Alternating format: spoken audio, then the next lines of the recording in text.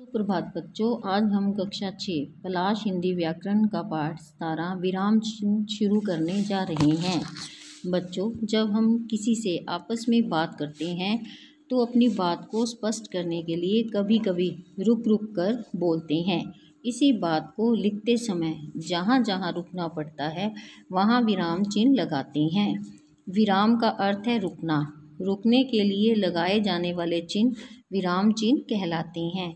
विराम चिन्ह लगाने से कहने वाले की बात का भाव स्पष्ट हो जाता है। यदि वह खुश है तो अलग अलग विराम चिन्ह लगेगा, यदि कुछ कहता है तो अलग। इस प्रकार अलग अलग बात के लिए अलग अलग विराम चिन्हों का प्रयोग होता है। प्रमुख विराम चिन्ह पूर्ण विराम, अल्प विराम, अर्ध विराम, प्रश्न चिन्ह, विस्मय चिन्ह, उद्धरण चिन्ह, योजक, लाघव चिन्ह, निर्देशन चिन्ह और हंसपद चिन्ह। यह वाक्य के अंत में लगता है, जैसे सीता खा रही है, अध्यापिका सो रही है। अल्प विराम चिन्ह, जहाँ बोलते बोलते कुछ देर के लिए विराम देना हो या जब एक ही प्रकार के शब्द या उपवाक्य एक साथ आए तो उसके बीच इसका प्रयोग किया जाता है, जैसे राम, मोहन और श्याम घूमने जाएंगे। अर्ध विराम चिन्ह, अर्ध विराम चिन्ह यानी आधा, यह पूर्ण विराम और अल्प विराम के बीच का चिन्ह है, जहाँ पूर्ण विराम से कम और अल्प विराम से ज़्यादा रुकना पड़ता है, तब इस चिन्ह का प्रयोग किया जाता है। जैसे सुनामी के दौरान भयंकर तबाही मची, मकान ढह गए, सारे रास्ते बंद हो गए।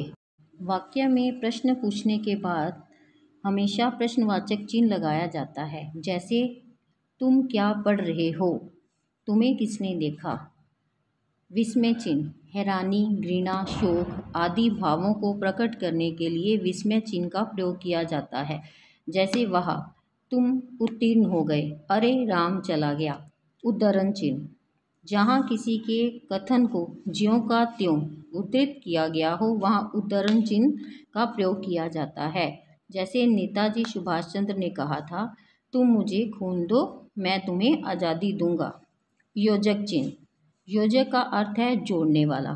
इस चिन्ह का प्रयोग शब्द युग्मों के बीच में किया जाता है, जैसे सुख दुख, यश अपयश, माता पिता। लाघव चिन्ह, जहाँ शब्द को पूरा ना लिखकर उसका संक्षिप्त रूप लिख दिया जाता है वहाँ लाघव चिन्ह का प्रयोग होता है, जैसे डॉक्टर मदन मोहन पाठक, पंडित जवाहरलाल नेहरू। निर्देशक चिन्ह, किसी बात का उत्तर या उदाहरण आगे दिया जाना हो तो निर्देशक चिन्ह का प्रयोग किया जाता है। इसका आकार योजक से बड़ा होता है, जैसे मोहन ने कहा, मैं तुम्हारी बात मान लूँगा।